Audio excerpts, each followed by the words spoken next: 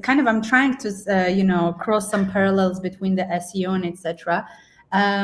In fact, if you remember, we were advertising the digital PR together, sometime our service digital PR. And then what happened is we already had that page ranking pretty good on the search results pages. And then in the search console, we had already attributed queries and clicks coming from those queries, which is the same as keywords. And then did that help you at all with the keyword research, or kind of already having an idea about the keyword intent? Kind of, honestly. And it's funny, I'm going to go through it right now. At the end of the day, we have to rely on what's actually being searched from a Google Keyword Planner standpoint and showing us what we're paying, or people are paying for those keywords. Ultimately, we want to know what's getting volume and if it's worth even bidding on, because it used to be back in the day, I'll go through this in a sec, so keyword research, it's a perfect kind of segue in. Back in the day, you used to be able to bid on any keyword. You used to call them long tail, right? You're still able to bid on long tail keywords. So you could type in kind of anything on Google Keyword or Google Ads and have you bid on those keywords. You no longer can do that. So Google will only let you bid on keywords that have a certain level of volume. Basically, you have to have anywhere from 10 to 100, but really it's around 100 searches per month, either nationally or in your local area or whatever it might be, in order to bid on it. And so ultimately, we kind of have to go off of what Google Keyword Planner tells us or what any of these other tools are. So, for example, if anyone here has SEMrush or SpyFu, any of those kinds of companies, I know you probably use a ton of those, Maria. You can use those for Google Keyword Research. It's totally fine. They are expensive though, and they're more for organic. They're more for organic kind of SEO. For the most part, I don't think you need anything beyond Google Keyword Planner. It's going to be the most accurate data, especially cost data, and just it's free. So you just need to create a Google Ads account. A lot of people try to use those other platforms. And overall, I think Google Keyword Planner is much more effective. And I'm even going to show you really how easy it is to review. Any questions before I move into that kind of demonstration? No? All good. So this is Google Keyword Planner. If you just simply create a Google Ads account, or you go to Google Keyword Planner, just type it on Google. You can open it up. They'll make you create an account if you don't have one already.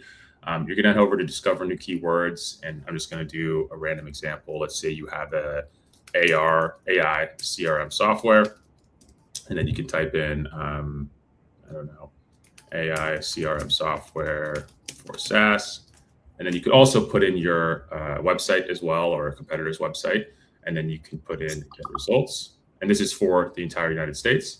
And you're going to see all of this populate now with your top of page bid low rate, and top of page bid high rate. This is basically what you can expect to pay. So between $11 and $36 for AI CRM software, right? You can see average monthly searches, 100 to 1,000. That's healthy. 1,000 to 10,000. AI CRM, obviously, this is a keyword, right? That's going to get a ton of volume, but also probably a lot of unqualified traffic.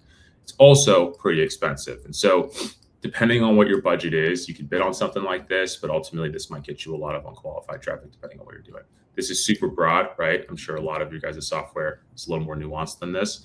And so it'll come in with different bids, but it's give you a very good idea of what you're going to expect to pay. And then even from this look, you can actually choose some of the keywords if you're in your Google Ads account, and then save those keywords or add those keywords to create a plan for your Google Ads campaign.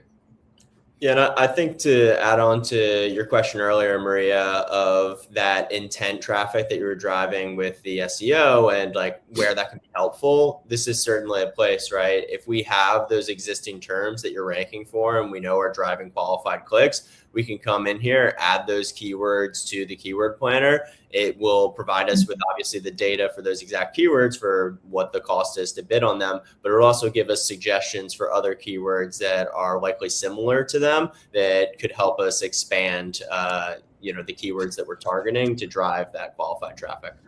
Yeah, the reason I was asking is because Google has its own algorithm of identifying the intent, right? And then it's a little bit slightly different in PPC, because most likely if you, and correct me if I'm wrong, if you have a relevant page and if you bid, you have a good bid, you'll be shown for the keywords. But in the Google search, you need to earn that position by being relevant enough and etc. for the keyword intent, meaning like if, for example, we start a new PPC campaign, but we already have a ranked page and we know already associated keywords that are performing in the top 10 results, that gives us a good clue about that the intent is, for example, commercial, and Google itself associated those keywords. Does that make sense? Yeah, I mean, it's absolutely something we do. I don't hit on too much in the deck. I mean, those in Google ads, and I didn't want to get into quality score, optimization score too much, because I don't want people to think that it matters that much, because in Google ads, you do get a score, right, of how relevant all of your landing pages, your copy, all that good stuff. And it is nice to have a good quality or optimization score, but we've had campaigns with the worst quality optimization score ever, and they do great. We've had campaigns where they have the best quality optimization score and they don't do well. And so Google even says in their documentation that they actually aren't indicative of any like progress. They don't matter that much to the campaigns, but it is just good to see. For a while, and still a lot of our campaigns, we do add a keyword section into the landing page that hit on the main keywords that do drive up the optimization score.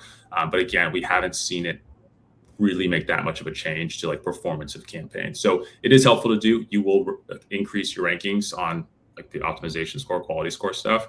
And so Google says they love that, but ultimately we just haven't had any conclusive evidence on our campaigns that show that they make that big of a difference. But it is good to have. Doesn't hurt. And then I've got another question. Well, you're saying that the Ahrefs and SEMrush and etc. are expensive, and I do agree on that. And I do also, I mean, you didn't mention this, but it's highly inaccurate, the data that they provide, because they're third party. Sometimes we build a page that in the Ahrefs, it shows almost like 10 search volume, which ends up being the best performing page on our website. With plenty of impressions and etc. So I know that the data is inaccurate, and the Google Planner is. However, I saw that in your account of Google Planner, you have ranges, right? It doesn't show you exact keyword. Is it always the case, or you need to have a some type of an account to show the volume? It'll always show you what I'm looking at right here for the most part. Sometimes you get ad impression share tone depending on what you're looking for, but for the most part, it's always top of page and like the low and high. Sometimes low and high don't always come up, but you always get a number here for the most part. But yeah, it'll look like this for pretty much everyone and tell you what the competition is. I think for the most part, we're always just looking for keywords that are getting enough volume. If you're a local service company, for example, right, and I'm going to use moving again because we're going to talk about Chris's company in a bit.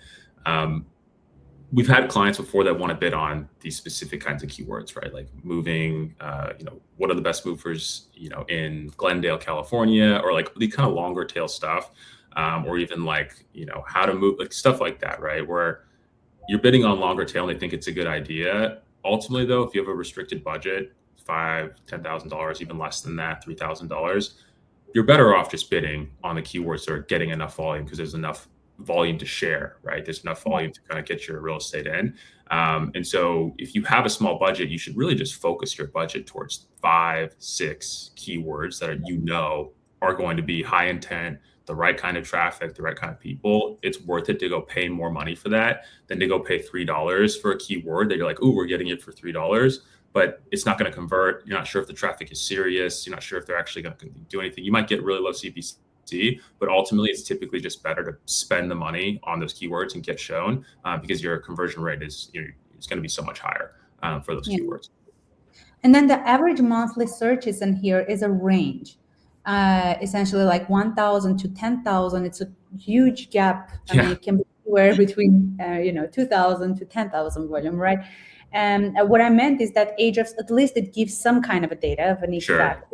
Always like this, that gives a range, or you need to have a paid account or something like this to show it. Yeah, to speak on that, Maria, when you are, I think, actively paying like for campaigns, like we actually don't run Google Ads campaigns for Duo Strategy. We obviously run them for our clients, but we're not running paid ourselves. You do get a more exact average searches, and you'll also get a graph that essentially shows like the search volume by month. So like, for example, I just looked up AI CRM software in a client that is running ads, and we've got like 320 searches per month for that specific keyword. And so you will get like the exact number when you activate your ads there.